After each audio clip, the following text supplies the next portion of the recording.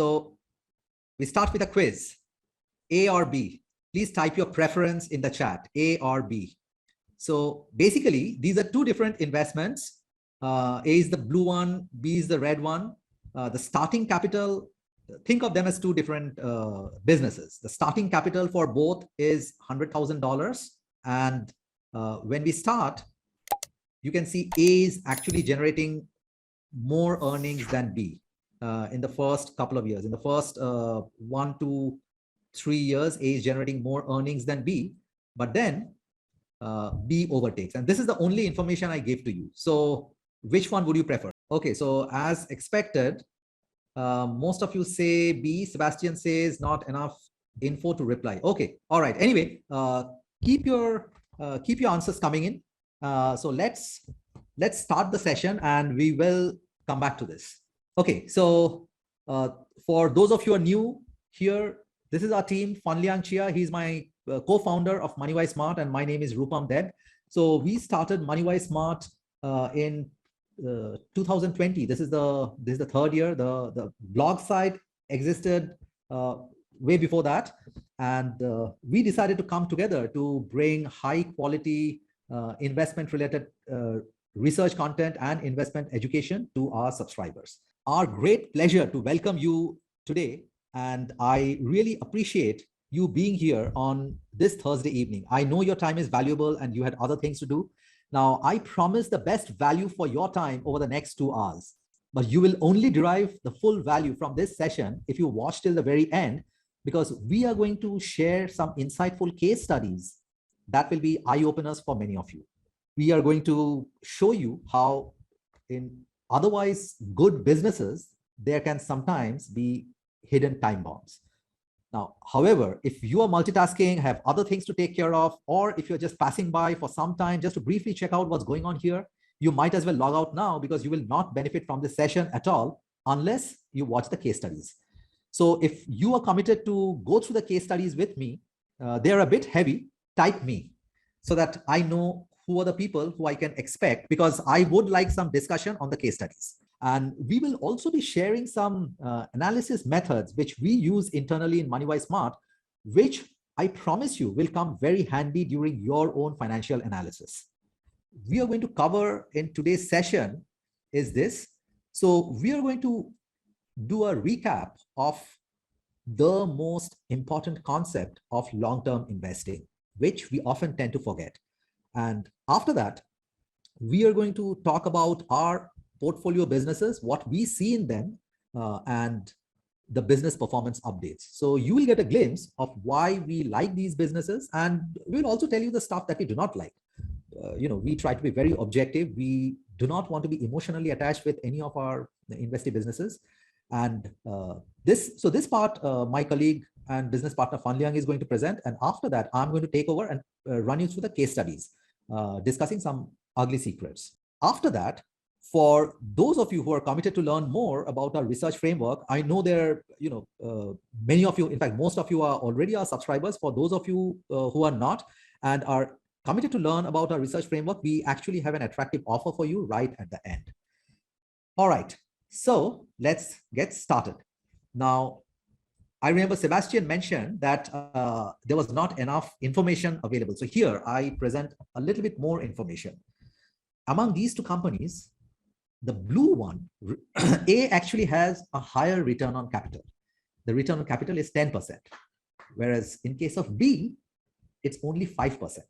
But surprisingly, we see that B has a faster earnings growth. Starting behind, B has overtaken A, and overtaken by a large margin. So this is what is going on here. So in case of A starts with $100,000 of capital, and 10% generates 10,000 in the first year. It doesn't take out anything, doesn't distribute any of the earnings, so the capital becomes 110,000. So next year, keeping the return on capital the same, generates 11,000 in earnings, and so on and so forth. Whereas in case of B, as you can see, every year there is fresh capital that is being injected in the business. So B is a capital guzzler. Okay, so because of that, B's earnings are growing. Now, there's a very good reason why I'm sharing this case study, because 99%, in fact, I would say 99.9% of growth investors, they just focus on the earnings growth and revenue growth.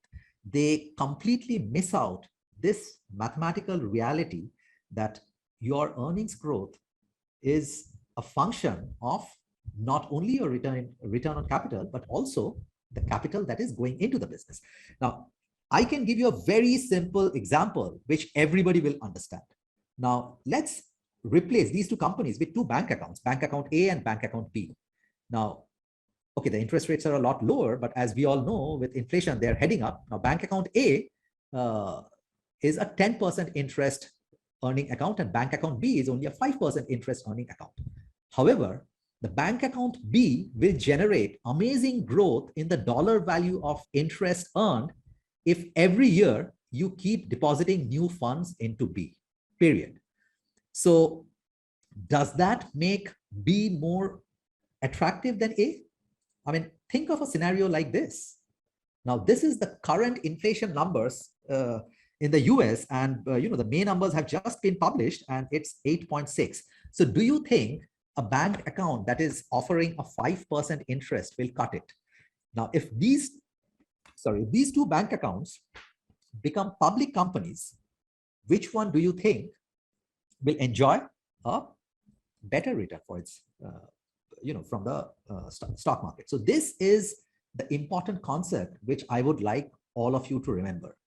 Just earnings growth means jack shit, unless you know what is behind that earnings growth. Okay, so I just wanted to give this as a reminder. So now I would hand over the mic to my business partner, Fan Liang, to take you to the next section. Fan Liang, over to you. Hi, everyone. So as Rupam has just said, now I will talk about the latest developments of some of the companies that we have covered in our multi-bagger research series, in short, the MRS program. And I'll also give a quick overview of some of the interesting things about these companies that make them potentially great businesses. So as a start, let's get a sense from the audience here. Do any of you recognize any companies here? You can type the name of the companies in the chat box so that we can see how popular are these companies among the audience. StoneCo, Upwork. For those who are not familiar with our MRS program, who are new to us, we have also covered other companies as shown in this slide, but today we are not going to talk about them in detail. And Sebastian knows pretty much every company, I think. That's good. Let's start. So on the updates on some of the MRS companies, before we start, do take note that none of these are investment recommendations and are for educational purposes only. And we are sharing the facts with you, the analysis with you, and everyone should make their own judgments about the companies. Let's start with the first company, Upwork. I see quite a few people know Upwork just now. So for those who are not familiar, Upwork is a leading one-stop work marketplace for flexible talent and businesses, where a business can choose from lots of talents on the Upwork platform and hire them. And then likewise for the freelancers, they can also go there to look for work. And after the hiring, the company can easily collaborate with the freelancers and manage their flexible talent pool there, including paying them and dealing with compliance and analytics, etc. Currently, Upwork is the largest talent platform. So it benefits from a very strong network effect, where because it currently has more business clients and good work projects there, the skilled talents want to be there. And so the business clients also want to be there. And this cycle just continues. Although many people know about Upwork, I think they still think that Upwork is a gig work company facilitating small gig projects, but that's actually not true. If you just look at Upwork's large clients here, like Microsoft, GE, and Airbnb, you'll see that these are not small gig works. Today, about half of the Fortune 500 companies actually use Upwork to hire and manage their talent pool now. So these are a lot of large clients spending millions of dollars on Upwork every year. And some of you might know Fiverr, a competitor of Upwork. And if you look at this chart, it shows very clearly that there's a big difference between Upwork and Fiverr, where on average, a client is spending about $4,600 on Upwork every year, almost 20 times that of Fiverr with only about $240. And a very powerful thing for having large clients with you is that those clients are generally stickier and have large recurring spending budgets every year. So as they hire more talent and do more projects on Upwork platform every year, they spend more and more. This results in more revenue for Upwork. That's why you see Upwork's client spend retention rate here exceeding 100% and have been growing to about 119% in 2021. This means that in 2021, the existing clients spend on average 119% of what they spent in the previous year in 2020 on Upwork. So that's a good thing. And let's talk about the latest quarter in 2022, quarter one. Upwork has still been performing pretty well, despite the overall slowdown that you see in many of the internet companies these days, where Upwork managed to grow its GSV, gross service volume, by about 27%. And this is driven by strong growth in both the number of clients and also the GSV per client. Its revenue also grew well by 24%, and its enterprise revenue, which is the revenue from the larger and higher lifetime value customers using its enterprise offering, grew even faster at 55%. So that's very good for the business long term. Profitability wise, its gross profit margin has also remained stable at 73%. And Upwork is still spending a lot of money on sales and marketing now to grow its business. So it incurred an accounting loss in quarter one. Overall, the management is still targeting the long-term EBITDA margin of 30 to 35%, which they are confident of. And previously, we have done a valuation based on those targets. So if you're interested in Upwork's valuation, you can check it out in our detailed research. We know that many of you have full-time work or have things you're busy with. So we also help to keep track some of the major insider purchases for the MRS company. So you can see here in May 2022, just last month, a long-time director, Kevin, he had already owned about 2% of Upwork shares.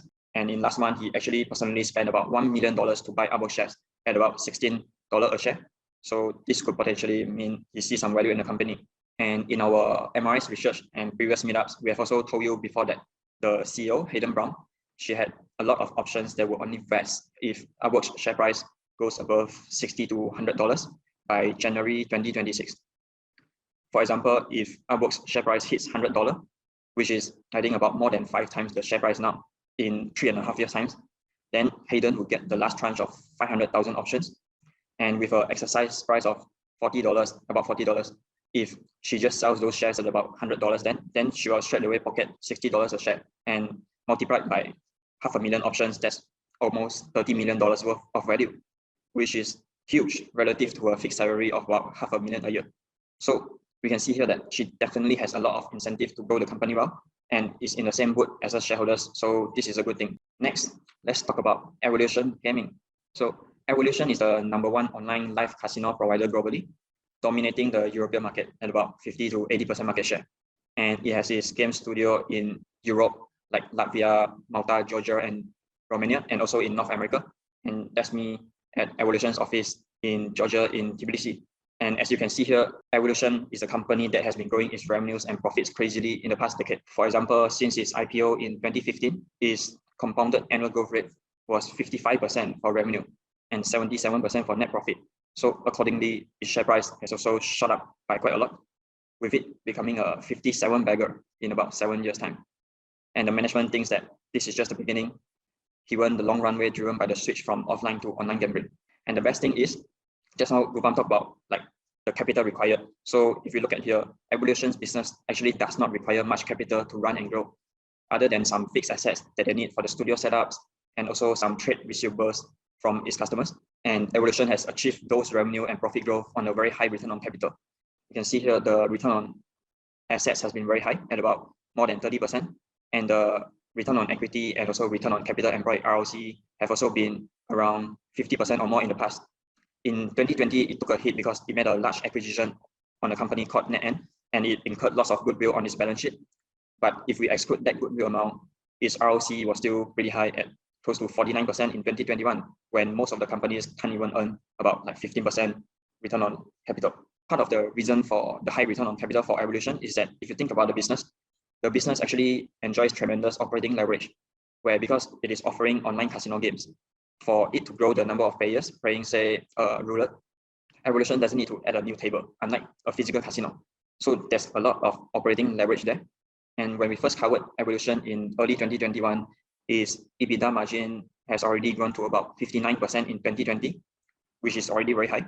And in the recent quarter, Evolution continued to grow its revenue well by 39% year over year, with the live game segment growing 44%. And on top of that growth, its EBITDA margin has grown even further higher to slightly above 70% now. And the management thinks that that's definitely not the ceiling yet, that they still have quite some operating leverage that they can benefit from. So a question for you, do you think this kind of growth rate and return on capital employed is good? Type good if you think it's good, or if you think it's not good, then feel free to type in the chat. And also, how many companies do you personally know out there that dominate the industry, has a 70% EBITDA margin that still has room to grow? churns out lots of free cash flow because it doesn't require much capital, growing revenue at 40%, and importantly, achieve all this growth on a high ROC of around 50%.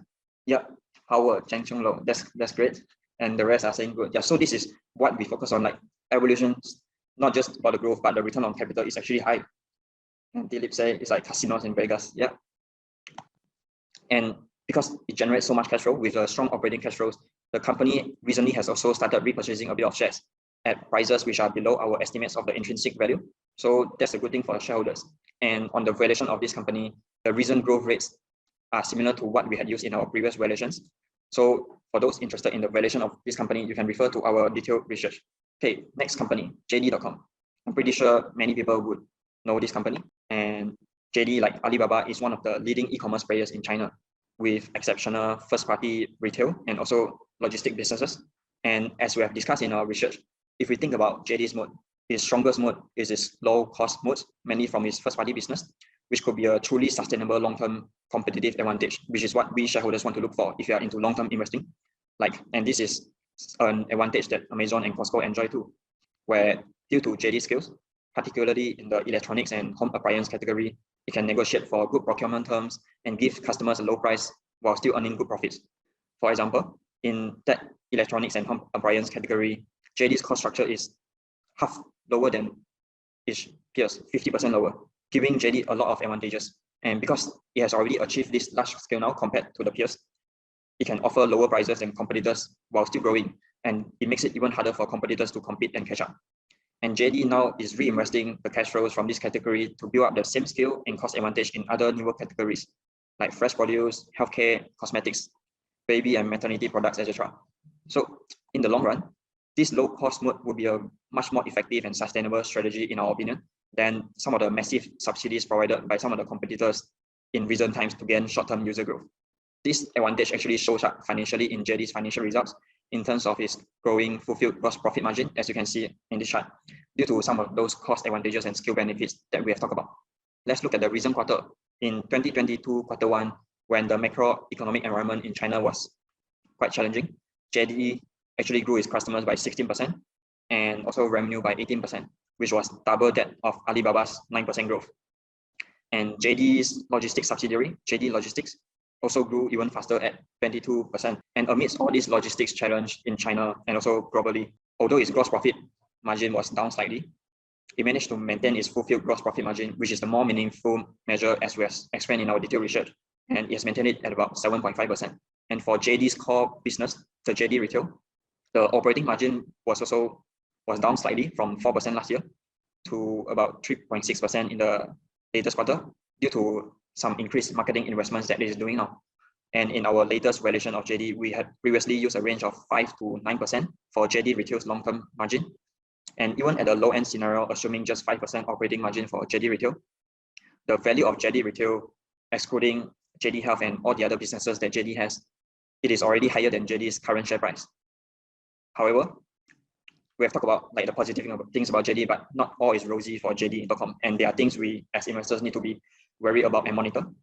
So JD has been consistently churning out lots of free cash flows, partly due to its negative net working capital dynamics where it pays its suppliers later than it collects cash from customers.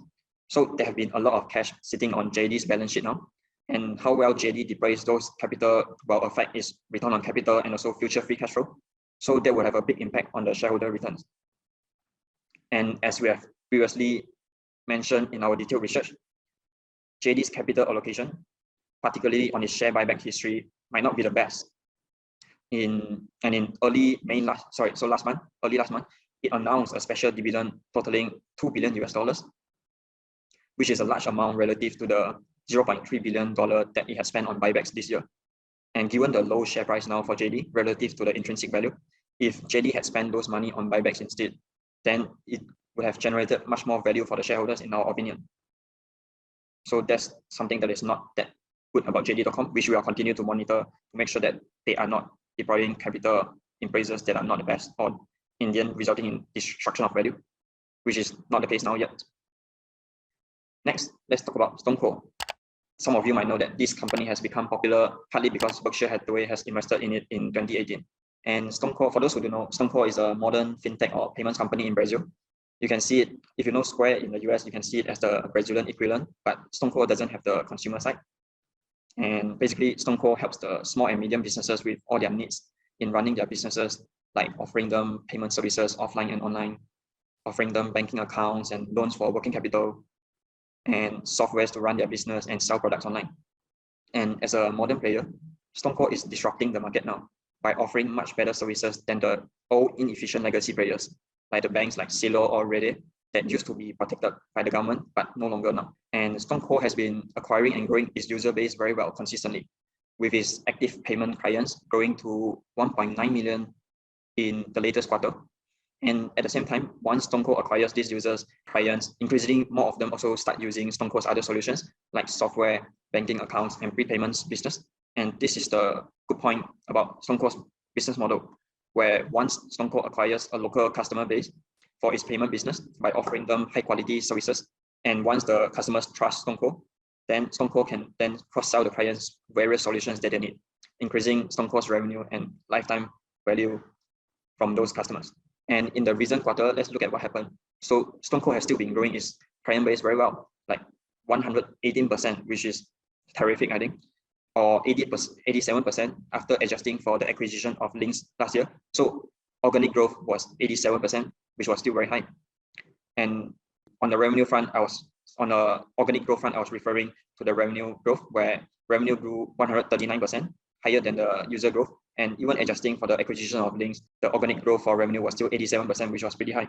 And in the past few quarters, some of you who are following StoneCo would know that StoneCo's profitability has taken a big hit. Accordingly, the share price has dropped, and Rupam is saying that it has become unpopular because of the drop in share price. Yeah, so that profitability has taken a big hit, partly due to the increasing interest rates in Brazil, which increases the funding cost for StoneCo's prepayment business. But StoneCo, because they wanted to maintain good relationship with the clients and help them out, they didn't want to pass on the price increase to the clients then. But late last year, StoneCo has started to reprice the fees, and the results are showing up now, with its gross profit margin and operating profit margin recovering now in the latest quarter. And longer term, the management is still confident of margin expansions, which would come mainly from three factors. The first one being the continuing repricing efforts to catch up with the increased interest rates, and then monetization from its banking solutions, and also operating leverage, including on selling expenses front, where StoneCo is now spending so much money to acquire clients aggressively, which you can see result in strong user growth due to the great opportunities there. But in the future, when they reduce that, then the profits will come up. So all this makes sense to us, and overall, StoneCo's core business remains strong and growing very well. And we think it's a matter of time before those increased users and monetization gets converted into high profits and cash flow in their financials. But again, not everything is rosy. There are some uncertainties with StoneCo's execution and capital allocation too, like its recent partial sale of its stakes in Banco Inter, which is a digital bank, where they sold it at a 60% loss, part of the stakes, in just less than 1 year's time. And also on the buyback front, which we have discussed in our detailed research available for our subscribers if you want to dive deeper into these concerns. Next, Bank OZK. I know some of you are familiar with this bank, and Bank OZK, for those who don't know, is a mid-sized bank in the US with great asset quality that has compounded capital well for decades. And the business is actually very simple, with OZK just collecting deposits from consumers and institutions, and then it just lends them out mainly to the real estate and other sectors, and then it earns a net interest margin spread on them. So in the banking industry, it's very tempting to sacrifice some asset quality in order to chase loan growth. You want to see like revenue growth, loan growth, but Bank OZK is a bank that has a very strong focus and discipline on asset quality, with a net charge-off ratio that is much lower than the industry, as you can see here, consistently for not just for 1 year, but for like almost 2 decades here, because it knows that that's the way to build sustainable growth over the long term, even if it means sacrificing some short-term growth now. And yes, also a lot of cost discipline, and is efficient with its operations, leading to an operating cost to revenue ratio, also called the efficiency ratio, that is much lower than the industry. So it's more efficient in its operations and leaner than the industry. And all this lead to it being able to consistently generate high return on assets of about 2%. Like Rupam talked about return on capital just now, that's what will drive long-term shareholders. And on return on equity front, OZK has been doing well too, in the low to mid-teens for many years consistently. And we know that if a business can continue to generate high return on capital and reinvest some of the earnings back to the business at the similar high rate, then it can generate lots of value for the shareholders in the long term, which is what Bank OZK has achieved growing its book value consistently at a CAGR of 19% over the past 10 years. And at the same time, they were also distributing out lots of dividends every quarter since IPO. So I know maybe some of you might think that this business is not very exciting, just a simple business, but if done properly, it can actually deliver lots of returns to the shareholders, particularly if you buy it at a great price, which happens at times and has happened to some of our subscribers here. And there's also another good news, which is Bank OZK used to be quite reluctant to do share buybacks as he wanted to conserve capital to reinvest into his business organically for sustainable long-term growth. But now he has become more open to it, finally, and he has bought back, I think, about 2% shares in the latest quarter at a good price, and it has 6% authorization left. So now we have another avenue to unlock the shareholder value to help to increase the shareholder return. And that's on top of the return that the shareholders are still getting from the core operating business, which is still growing well, with net interest income and net interest margin holding up well in the recent quarter, and the profits excluding the impact of provisions still growing by 8% in the latest quarter. Okay, let's talk about Wise now, or it used to be called TransferWise. Does anyone actually use this company's service? Or does anyone know about it or want to try it? So Wise, for those who don't know, is a modern global money transfer firm that is founded by two Estonians due to their frustration with the expensive and non-transparent services provided by the incumbents. And as have seen here, Joel has used it, and some of you are thinking of trying it or know about it. So they have built, those co-founders, they have built Wise to be a much cheaper solution than the traditional banks. You can see here, they charge on average about 0.6% average fees when you transfer cross-border money, compared to like 3 to 7% charged by the banks, where your money just disappeared when you make those transfers using the banks. And also Wise is much faster and also more convenient and transparent than the traditional banks. And for those who have used, you can share what's your feedback on Wise in the comments for other people's benefits. And what's interesting is that due to its high quality service, you can see here the net promoter score for Wise is high at 75%. And also many existing customers who are happy with the service are happy to recommend Wise to their friends, leading to 2 out of 3 new customers joining Wise based on recommendations. So this is a very strong word of mouth marketing if you think about it. And this helps with Wise branding. And instead of Wise saying they are good, but your friend is telling you that Wise is good. So it's much more powerful, and it helps Wise to grow much without having to spend a lot on marketing expenses. I myself can attest to that. I myself is a user. And as I'm now living and moving across countries every few other months, and I'm using the Wise card or account to pay for my expenses or withdraw money in different countries. And I'm very happy with the minimal fees that I'm being charged, and also the fast speed and convenience that it offers. As you can see here, whenever someone asks about the cheapest or the best services to use to transfer money in different countries, for example, in Georgia, where I was living a few months ago, people usually recommend Wise as one of the top options together with Revolut most of the times. And I'm not cherry picking these screenshots. Like if you see all the posters, most of the time it's just Wise and Revolut. And as we have shared in our research videos, Wise strongest mode is cost advantage, just like JD. And in this case, the cost advantage gets turned into scale economics share, where due to the large scale and efforts in integrating with local payment systems in different countries done over the years, as they can take quite some time, Wise can now perform the money transfers at lower cost than competitors. And it decides to actually pass on some of these benefits to the consumers in the form of lower prices, which in turn attracts more customers and provide even larger scale for Wise. However, Wise history of actual consistent price reduction has not been too long yet, for about 1 year, more than 1 year now.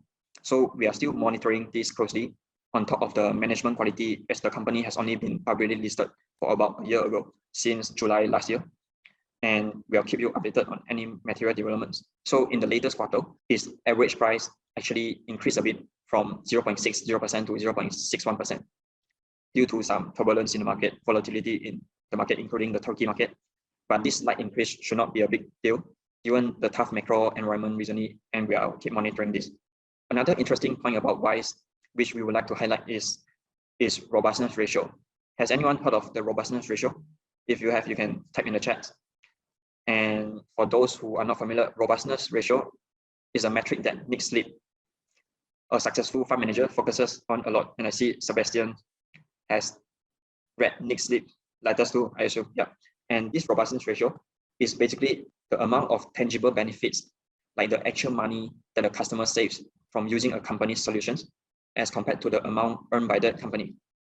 If you think about, like, for example, Costco has a high ratio of 5, which means that it is saving the customers $5 for every dollar the company earns.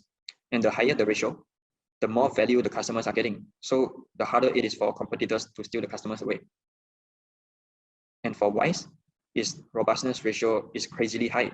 If you see here, it's almost 24 to 32 times, where in the last financial year, Wise helps its customer to save about £1 billion, but it earned profits of only about 30 to 40 million pounds. So this is a very strong point about Wise business that can potentially make it a very good business. And now let's come back to return on capital, because in the long run, that matters. So Wise has been increasing its return on capital employed over the years to about 14% now in financial year 2021. And they'll release their financial year 2022 results soon. So in the past, this increase has been driven mainly by improvement in operating profit margin as the business scales. And given that Wise has only become publicly listed for 1 year, we are still monitoring it to see whether it can increase this more so that it can generate high growth, not just with growth, but actually do it at a high return on capital. But this is a really interesting business, which we think is worth monitoring. So that's all for the major updates on some of our MRS companies. I hope you have learned something interesting, or maybe you have discovered some potentially great companies that you might be interested in or want to look into more. And now I'll pass on to Rupam to talk about some of the interesting forensic analysis case studies. Thanks, Fan Liang. That was very insightful. So, guys, I hope you saw that while we do absolute deep dive research, we like to read everything. I mean, between Fan Liang and I, for every company, we literally sit and read thousands of pages. But in spite of that, we try not to get emotionally attached to any company, and that is actually quite common. Once someone has, that's a very common form of bias. Once someone has taken a lot of effort to to get to know a business well, it is quite natural that we end up getting emotionally attached, because we value our time and we have already invested that time.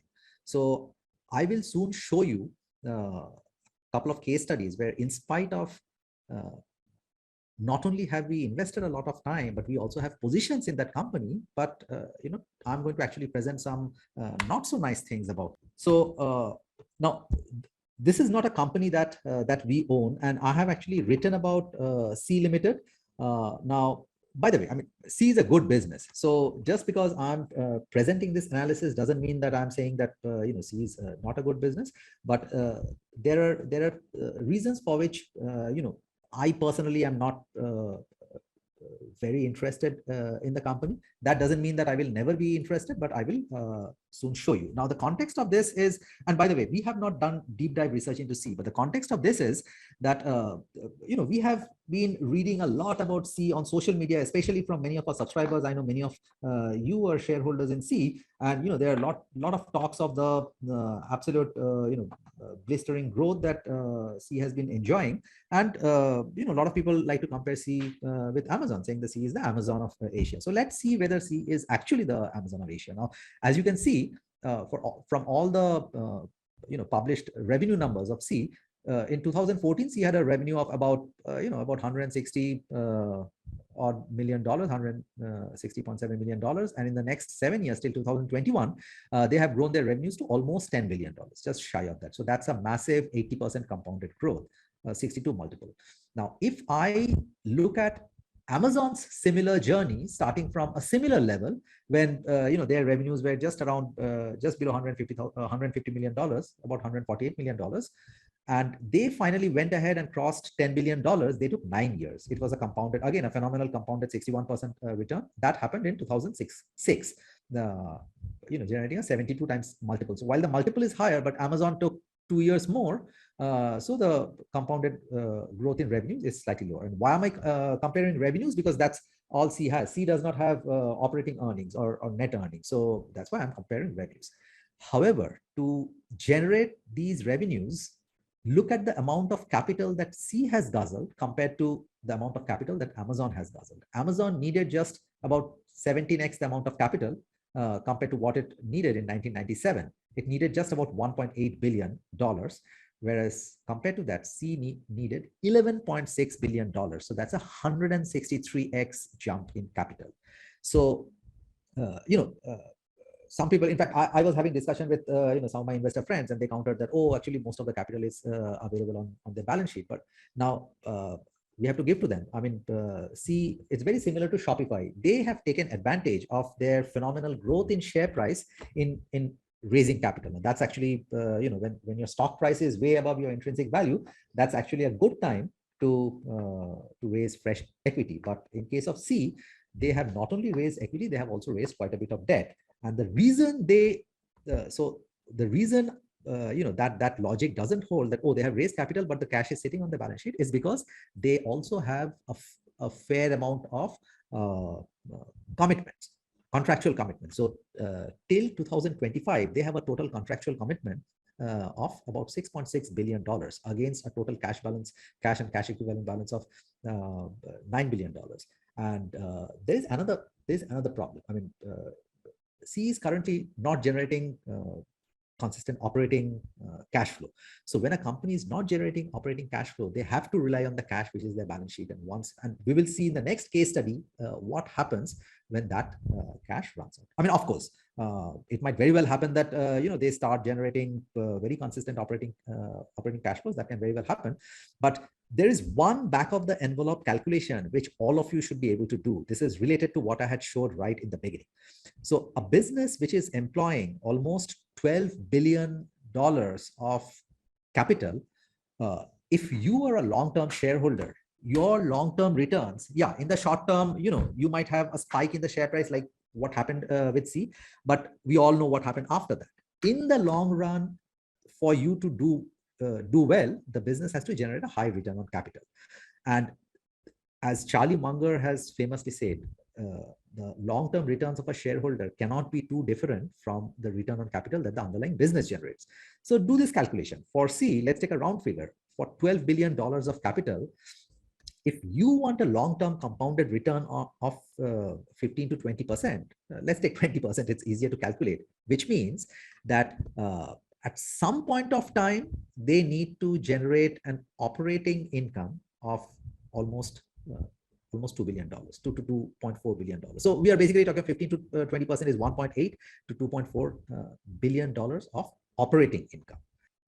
There are some other considerations which will become clear. So it's for those of you who know the business closely, for you to ask yourself, how long will that take? Or sometimes what happens is these new businesses, they end up investing a lot in their operating expenses. Like if I remember correctly, C also spends a lot in their sales and marketing, just like Upwork does, which is actually a smart thing to do. The advantage of spending a lot in their OPEX is that they end up spending much less tax. It is done on a pre-tax basis, but at some point of time, it needs to show in the free cash flows. Now, there is another problem with C. When you raise so much of capital so fast, you end up diluting your existing shareholders. Now, over the last 4 years, the existing shareholders of C got diluted at a compounded rate of 17.64%. Compare that with Amazon's dilution over the last 10 years of just 1.4%. Now, okay, some of you might argue, say that, oh, Amazon is now much more mature, so that's not apples to apples comparison. Fair enough, that's a fair point. So let's look at Amazon's dilution when Amazon was in the same boat as C is today. And this is the period between 1997 and 2006. That time, Amazon, did raise some equity capital, and adjusted for the splits that took place in 98 and 2 times in 99, the dilution was just 4.15%.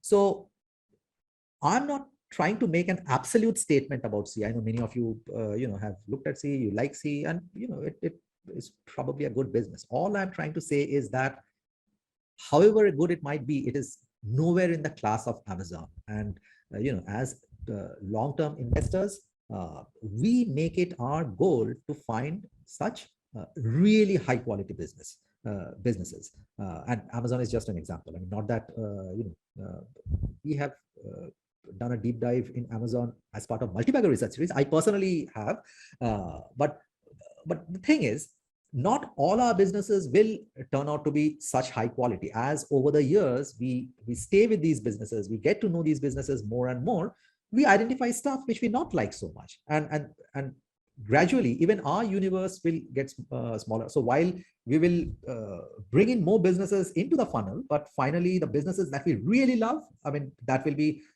definitely a tiny subset of those businesses. And even some of the businesses that we own, we might discover things that we don't like. And one of that example is the next case study on Wix. Now, for those of you who are not familiar with Wix, Wix is a very innovative platform that gives you the freedom to create, design, manage, and develop your own web presence exactly the way you want. So translated into, it basically makes it very easy to build your own website. And they have amazing cohort economics. Their retention rates are very high. And this picture essentially means that if from tomorrow onwards, Wix does not generate a single new client, just from the existing cohort of clients over the next 10 years, they will collect $15.7 billion. And that is without a single dollar in marketing spend, because they're stopping. I'm just making an assumption that from tomorrow onwards, they will not generate a single new client. So that's a phenomenal cohort economics. Now, they have been very innovative, and they have grown their TAM, that is total addressable market, by 8x from 26 billion to over 211 billion. Kept launching new innovations. Now, I'm not going into the details of Wix. I'm just telling you some of the good points about Wix here. They have been investing in their performance, and as you can see, this dark red line is Wix compared to all their competitors like WordPress, Shopify, Squarespace, Weebly. So since Jan 2020, the percentage of sites built on Wix, which has good core web vitals, grew from 5% to 60%, which is best of all the competitors. Phenomenal revenue growth. Their self-creators revenue has grown at a compounded rate of 26%. Their partner ecosystem is growing at a phenomenal pace, 71% CAGR over this 4 or 5 year period. And look at how the partner ecosystem is growing. The number of partners grew by more than 200% since Q2 2020. And that is clearly their priority, which you can make out from this. So the picture on the left is the cohort retention for the self-creators. That is people who take a Wix subscription for their own website. And the picture on the right is the cohort retention for the sites that their partners build. So you can see how significantly superior this is.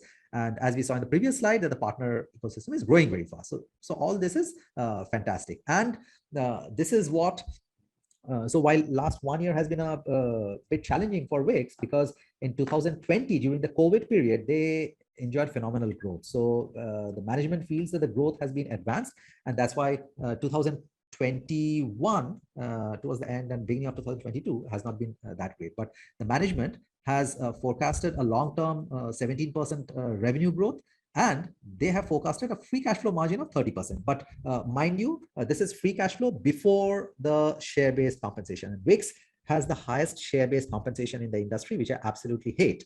So the management says that by 2025, they want to bring the share-based compensation down to 12% of revenue. So which means that the real free cash flow definition, which we use, which is the right definition, their free cash flow margin, as per the management, would be about 18%.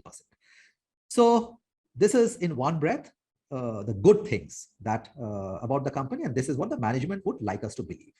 However, as intelligent investors, we have no obligation in blindly trusting whatever the management would like us to believe. We form our own judgment based on our investigation, based on our analysis. So let's look at our investigation. First of all, this is the snapshot of the balance sheet of Wix. And as you can see, it has about a $2 billion balance sheet, but they have a negative shareholders equity. So they have been obviously incurring, GAAP losses, and their shareholder equity has become negative. Now, this while it's not ideal, but this is frankly not that big a deal because Wix is not one of those old economy companies where the value is much more correlated to its book value. Wix's value is in the future, and I can give you other very well-known companies which have negative shareholders equity. McDonald's is one of them because of the franchise model. McDonald's have traditionally, you can go and check, has had a negative shareholders equity. Even Colgate-Palmolive for a couple of years in 2015, 2016, or is it 2014, 2015? I mean, those couple of years, you will see it had negative shareholders equity. However, the problem is somewhere else. Hidden in this fine print, deep inside their annual report, this is like probably F42, which is about page 128. This is the annual report of 2020. And as you can see, they say, as of December 2020, the company has an additional operating lease commitment of approximately 167 million for new offices in Israel. Now, these offices, and by the way, Israel real estate has been red hot, and Wix has decided to build their own offices, and for that they had this 167 million of off-balance sheet commitments, contractual commitments. Now, this is December 2020. However, when I opened the 2021 annual report and read through it, I fell off my chair. Magically, that off-balance sheet commitment jumped 3x from 167 million to 506 million. And yes, this red flag is something that I have put because, how can this off-balance sheet commitment just grow 3x and no other explanation anywhere else? Just this fine print. You can look at the font size. That is the real font size. They have slipped it in the deep down some 100 page 128. Now, I don't think an average investor would notice it because it's just not mentioned anywhere else. And I wanted to probe into it. And this is not an immaterial number. This is, first of all, not only has it jumped 3x, this is 25%, over 25% of their current balance sheet. So I subsequently decided to write to the IR. I have sent multiple emails. I have tweeted to their CEO, their chief commercial officer. I still haven't got a response. So I'm a bit irritated by this. I will, I'm not someone who will just give up. So I'll keep pestering them. I will, I will keep tweeting them. I'm also trying to write to other investors, fund managers who I know own Wix. So I will keep doing it. So this is something which is clearly a red flag. Now the thing is, I know that many of you know that we have covered Wix. We have talked highly about this company, but that is about the operating part of the business. For any business to be a great business, it's not only it has to be operationally good. The capital allocation also needs to be great. Now let's when you come across something like this, it definitely does not give you a comfort feel. So what I try to do is I try to take that $506 million, which is, which according to them is the lease is spread over 10 years, but they haven't provided any details of how much spend will be there in each year. So I have just randomly taken, I assume because they have talked about the build out happening and the move happening in 2022 and 2023. So I have assumed that, it will be front loaded. So I have assumed 100 million the first 2 years. And after that, the balance I have just divided, across these months and tried to work out a present value, assuming a discount rate of 5%, because, with the interest rates going up, I'm sure they are not going to be, if they have to borrow money, they are not going to be able to borrow money at risk-free rate, right? So I've assumed that that rate is 5. So it's still close to $500,000 of present value.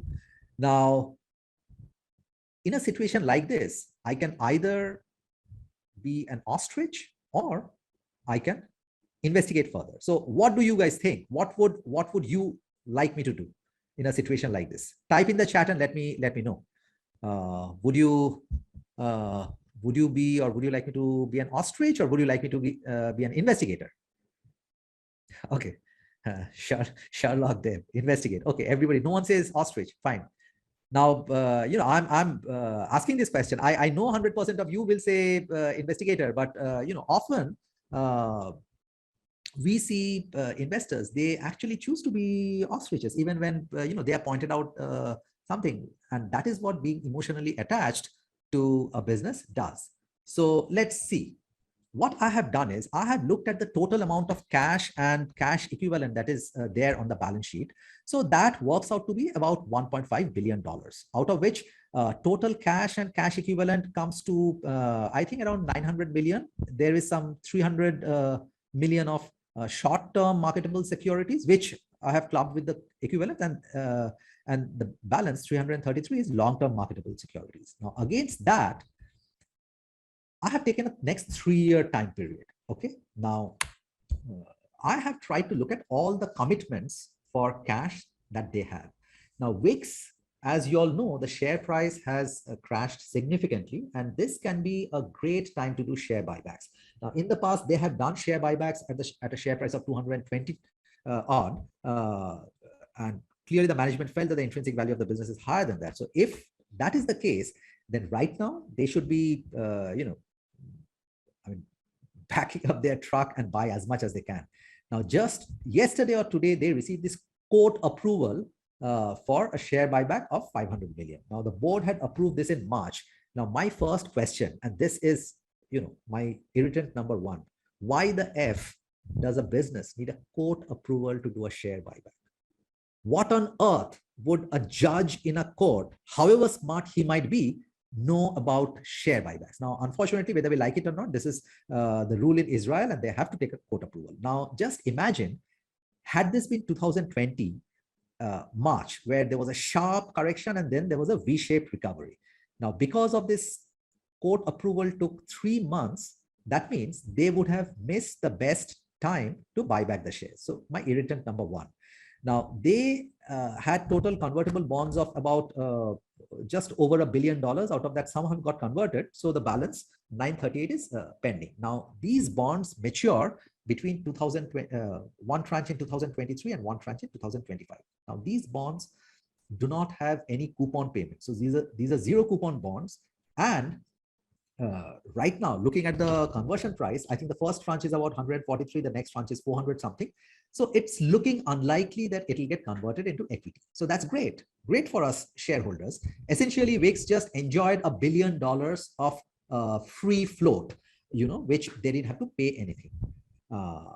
And the other liability is this out of this big red flag, $506 million. Now, I have no clue what is the exact amount of commitment over the next 2 years, but I have just randomly taken $250 million. So if we add this up, it amounts to 1.7 to 2 billion, almost $2 billion. So clearly there is a deficit. Now, somehow they have to fund this deficit, right? Now, let's see what are the ways they have to fund this deficit. They can, of course, generate cash flow from operations. Now, just to give you some perspective, over the last year and the last quarter, they hardly generated any meaningful cash flow from operations. Now, the management is guiding that this will become significantly better because their OPEX is going to come down. Their I think their new headcount addition, that is also going to come down. So we will see. Time will tell. I don't want to speculate. Next is cash flow from investing. They can, of course, go ahead and sell the long-term marketable securities, but we all know what kind of market conditions prevail right now, and we can all make a judgment whether it's a very smart thing to sell the long-term marketable securities at this stage. So that leaves us with cash flow from financing.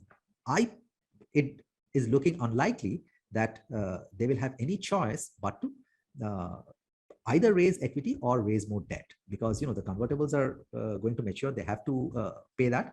So now tell me in the chat, right now with the share price that is so much lower, do you think it's a good thing to raise equity, or do you think it's bad, it's value destructive? Let's see your comments. Okay, Raymond says bad, Clinton says bad, Nikita bad, Chenchang bad. Okay, so clearly it's a absolutely horrible time to raise equity. What about raising debt? What do you think is happening with the interest rates and inflation? Just yesterday something happened. Can anyone share with us what happened yesterday? Exactly, Benjamin is absolutely right. 75 BPS up. So interest rates are going up. So right now, gone are those days when they can issue a convertible at 0% coupon. First of all, even if they do, they have to pay a higher coupon and the conversion price will be much lower, which means that if they get converted, that will be severely dilutive for our existing shareholders. So you see how the company has found itself between a rock and a hard place. So what are the options? Can they cut down on some of the commitments? Yes. But the only commitment that they can cut is the one which is beneficial to the shareholders. Because if they have entered into a contractual commitment to build out their office space for a whopping $500 million, they obviously can't come out of that without paying severe penalties. So which means that they have to cut down on the buybacks if they cannot raise capital from anywhere else, which means seriously compromising on our interest. Oh, and one more thing, which I forgot to tell you. Now, earlier I had said that, yeah, if I have to trust the management, which I will rather give myself the benefit of the doubt whether to trust the management or not. Just because the management says something doesn't mean that, I will bow down and accept whatever they say. Now, if they raise debt, we are not talking of a small amount. We are talking of almost $1 billion, right? If they don't need to cut the commitments. And right now, it is a terrible time to issue a convertible, which means they have to go for a straight plain vanilla debt. Now, even if I assume that they get a very good rate, which is slightly higher than the risk-free rate, a dollar-denominated debt, at least 5%, I don't see them being able to raise capital at anything less than 5%. So what do you think will happen if they raise $1 billion at 5% interest? Which means that straight $50 million of interest is going to pull down their cash flow from operations. And right now, over the last quarter, they didn't even have that $50 million. So the cash flow from operation vanishes. So this is how we evaluate the situation. Now, unfortunately, most investors, of course, I mean, we are lucky to have a subscriber group who are much more knowledgeable and they really like to get into the details. But unfortunately, most investors that you come across on the social media, they just behave like, an ostrich. All they see and worry about is the stock price movement, the daily and weekly stock price movement. Oh, today it's gone up. Today it's red. Next week it's going to be green. These kind of speculations, and their fundamental analysis starts and ends with the revenue and maximum earnings growth numbers when the earnings are there. And when the earnings are not there, they would just speculate about the earnings. So I call that just cheerleading behavior. Whereas a good long-term investor would act like an investigator and develop a deeper understanding of the business. That would help them to appreciate both the good as well as the bad.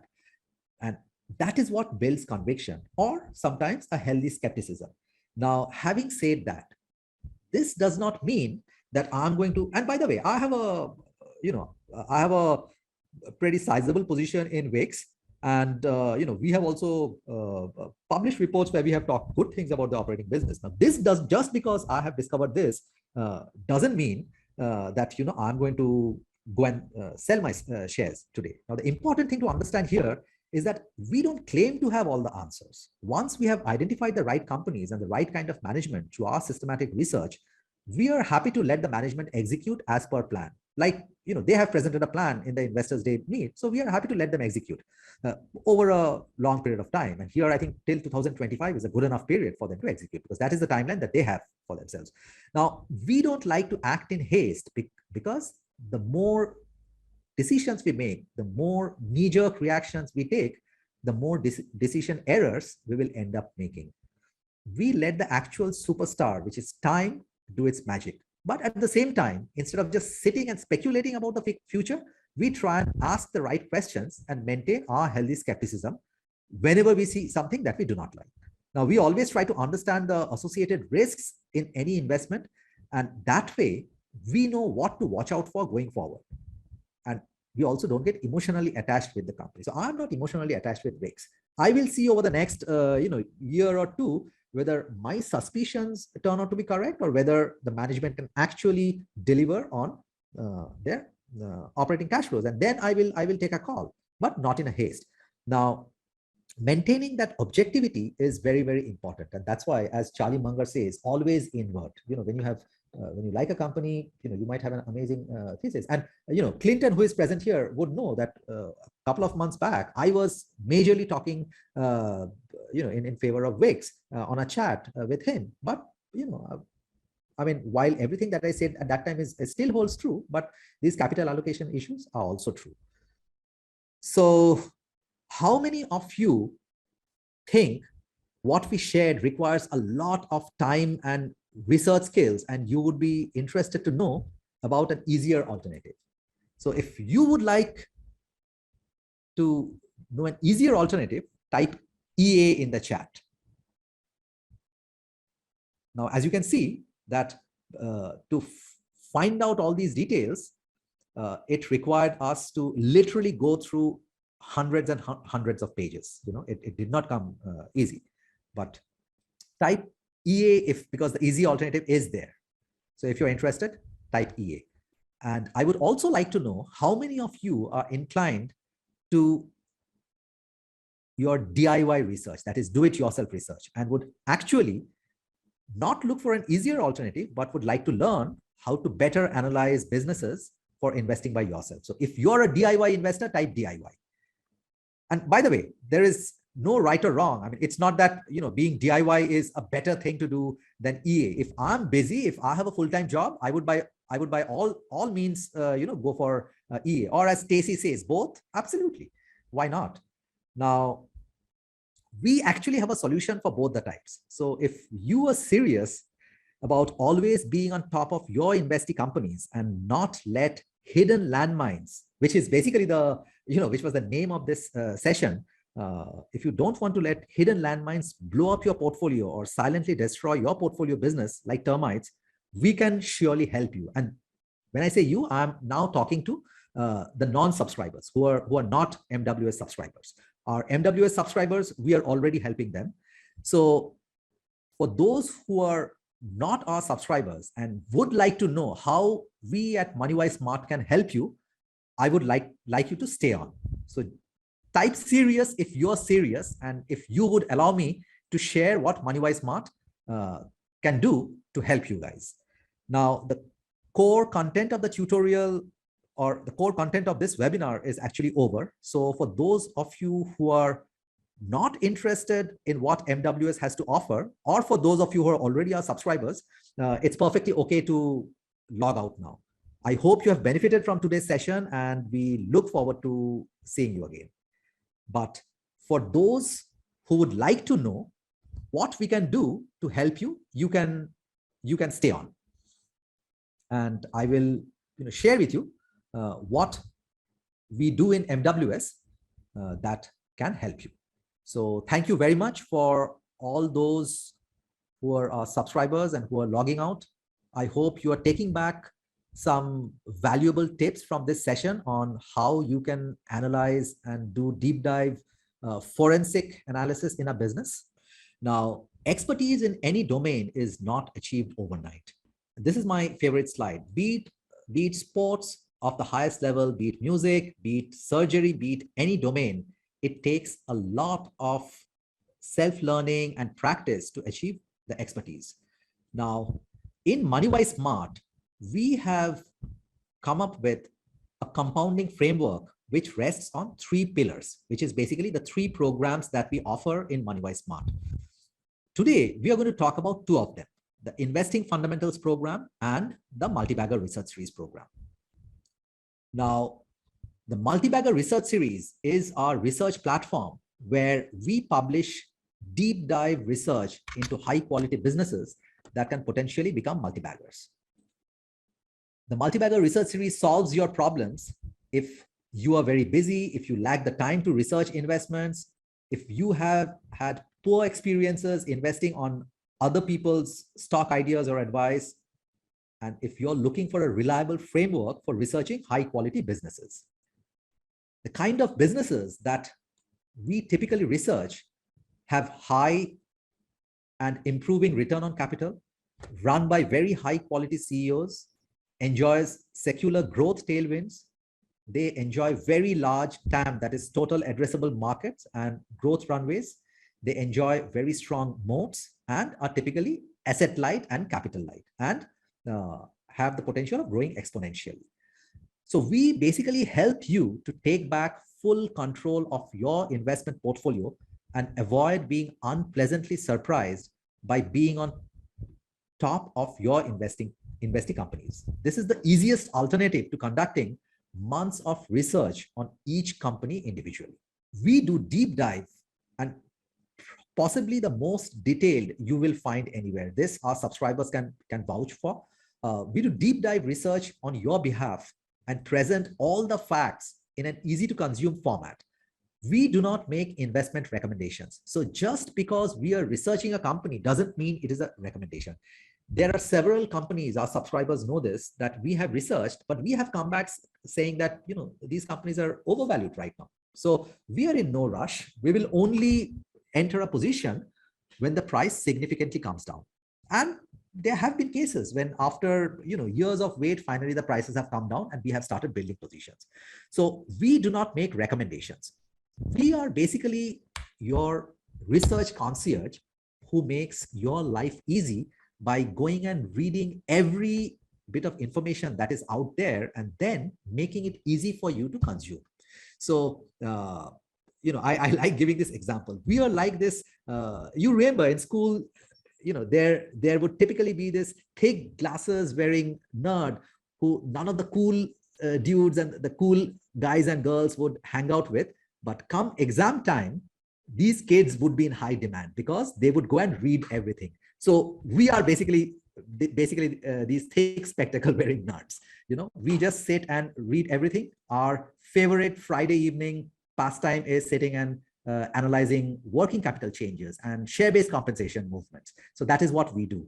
The MRS, the platform, it's hosted on Teachable, and it has a growing library of over 200 videos. So every company that we research, we break it down into modules and we publish bite-sized videos, some of them lasting 3 minutes, 5 minutes, 10 minutes, some 15, 20 minutes, covering each topic. I mean, we might have, let's say, 5 videos talking just about the competitive advantage or the moat. We might have a module talking about competition where we do a deep dive in competition. Then we do a deep dive into management. So we leave absolutely nothing unturned. And you just got a glimpse of the kind of forensic analysis we do with the financials and valuations. Now, the value that we have packed in our multi-bagger research series, this is lifetime value. And we have actually made it consciously much cheaper than what professional research firms typically charge for professional level research that they sell to institutional clients, because our target customers are retail subscribers. So instead of selling our research piecemeal, we have packaged it and we sell it as annual subscription. This is the lifetime value that we have packed in it. And now coming to the investing fundamentals, which is basically the solution for DIY investors. Here we teach, this is an extensive fundamental investing education program where we teach how to find multi-bagger investments, grow your wealth, and achieve financial freedom. And that is done by using absolutely in-depth and investigative fundamental analysis. By the end of the investing fundamentals course, you will learn how to identify and analyze multi-baggers, understand the value of your investments. We spend a lot of time teaching how to value a business. You will learn how to stop selling only at a small profit, or you will also won't have to exit out of fear in times like these. You will learn how to avoid businesses which destroy wealth. And last but not the least, you would learn how to sleep like a baby while your portfolio of businesses compounds and makes you wealthy. Now, I can confidently say that this is the most extensive and in-depth value investing education program, which is completely self-paced, that you will find anywhere. And we are essentially helping you to become confident investors. And I'm just not, throwing some hyperbole. This is based on feedback which our subscribers who have attended other much more higher priced programs, they have not one, but several of them have told us. Now, this is also hosted on the Teachable platform, broken up into very easy to consume modules where we cover every single concept of investing. And we go deep into the concepts of time value of money, basically whatever a long-term investor needs to analyze a business. The value that we have packed in our investing fundamentals program is $6,000, and that is for a lifetime access. And apart from that, we also have the bonus modules where we offer high quality personalized support through our private FB group. So we basically handhold everyone and don't leave anyone behind. Apart from that, we have live Zoom meetups, tutorials on demand, and also we offer preferential pricing for all other programs to our subscribers. And these bonuses put together has a value of $3,000. And our tutorials are not just run-of-the-mill tutorials. You can see from the comments which our attendees leave us, and also the review ratings that we get. Each and every tutorial of ours, we end up getting almost 5-star ratings from almost all the attendees, just like you see here in this snapshot. However, we, as a philosophy, we like to offer disproportionate amount of value compared to the price we ask our subscribers to pay. And hence, instead of $9,000, we have priced our investing fundamentals program at only $2,499 for a lifetime access. And the bonus modules are thrown in free. And instead of the lifetime package value of $9,000, we offer our multi-bagger research series as a very low priced yearly subscription at only $399 per year. However, we feel that the best way to become a confident DIY investor, as Stacy here indicated earlier, is to go for both these together, because they fit into each other like a jigsaw puzzle and they complement each other.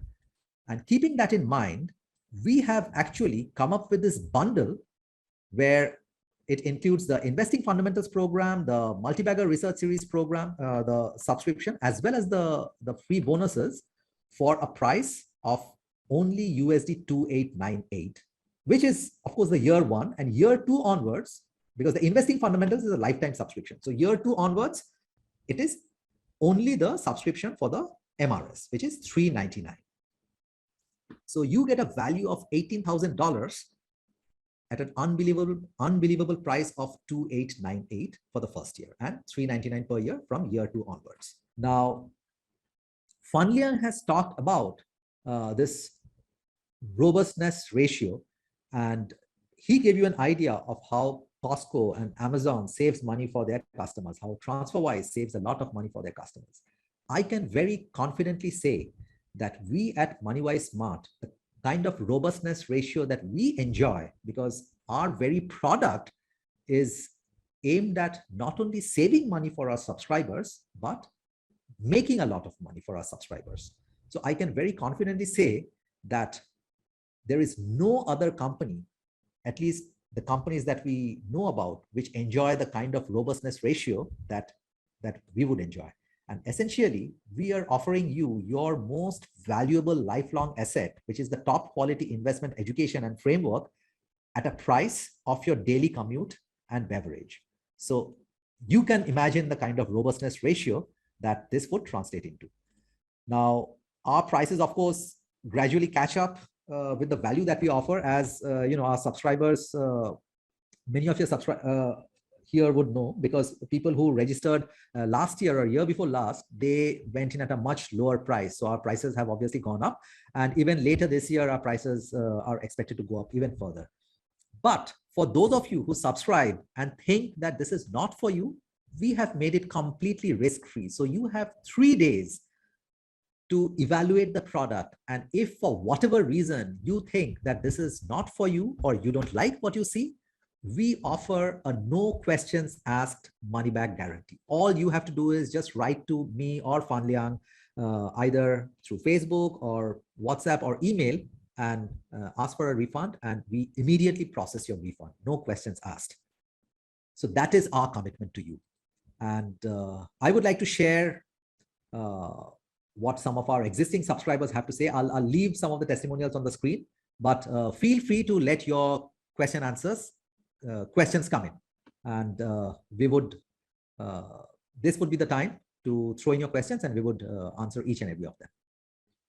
Anything related to the topics that we covered, anything related to what Fan Liang covered earlier, or anything related to the offer.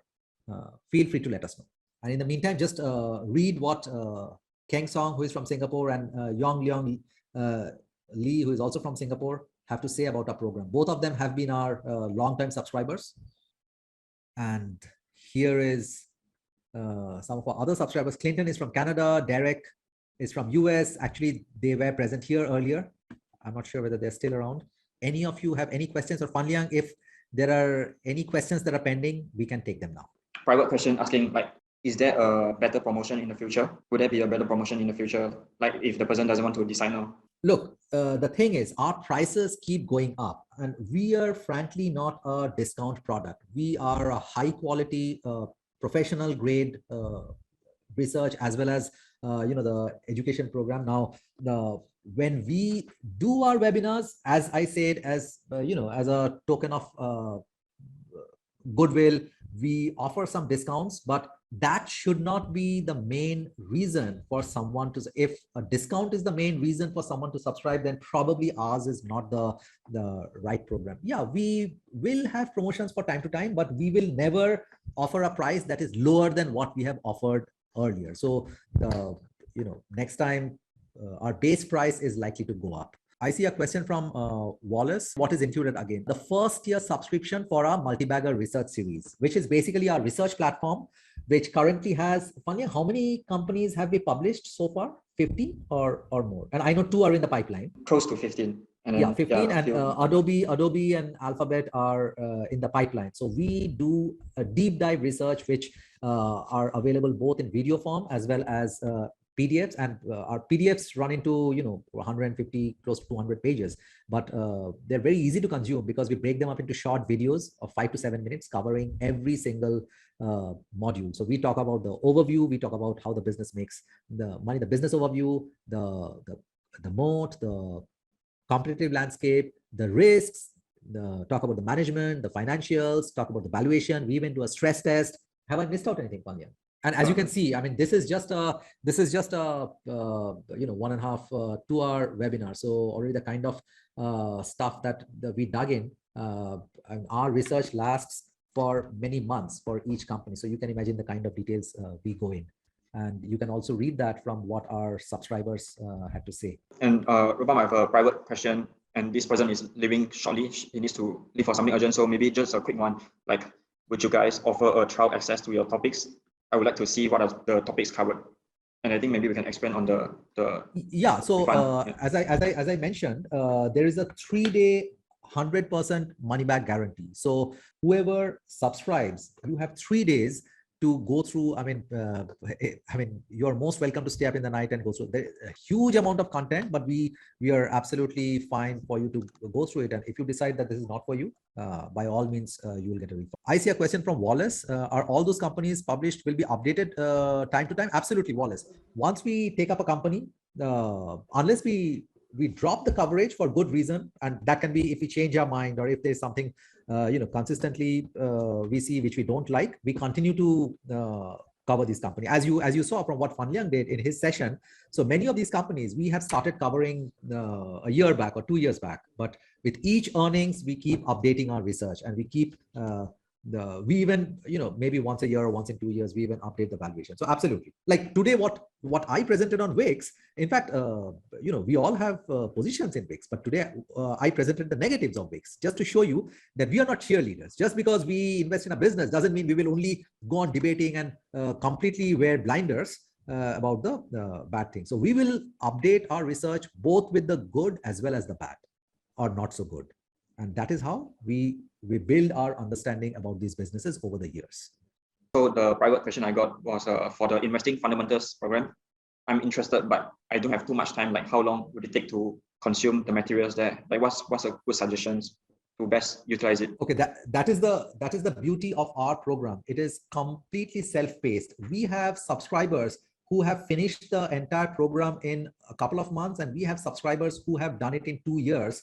But we actually recommend you take your own time, and even if you can spare 20 minutes a day, that is really good enough. Let's say while you're in the MRT going to office, or anytime during lunch, or even if you only have time during weekends, even that is good enough, because you have to understand one thing, that this is not a sprint, this is a marathon, and we really go into depth in all the concepts. So it is much better if you take your own time and go ahead in a slow pace. And as you're learning, I mean, it's not that you have to wait till you finish the entire program and only then you will along the way, you will keep learning concepts and you will be able to apply them. So it's a completely self-paced program. Okay, Wallace is saying, I know you guys don't do any recommendation. Can I assume that those companies that published are good ones? Wallace, absolutely. I mean, that is a given. I mean, we would not waste our time, in researching companies unless we ourselves are not convinced. So, so even for us to take up a company, it goes through a process.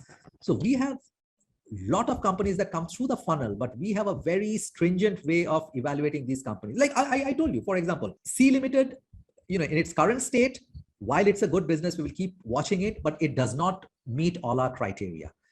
I think we have to trust the management too much to believe everything that they are saying about executing. Maybe they will. I'm not saying they won't, but for us, we like companies which are already executing at an expert level. And yeah, I mean, we also like optionality. Like, for example, companies like Wise or Upwork, these are all young companies, but, we see amazing trends upwards, or evolution for that matter. So absolutely, for it to be worthwhile our time, it already has to meet a very stringent criteria to enter our funnel. There's a question saying, I'm quite new to investing. Like, if I have very simple basic questions, can I like privately message you instead of posting it on the Facebook group?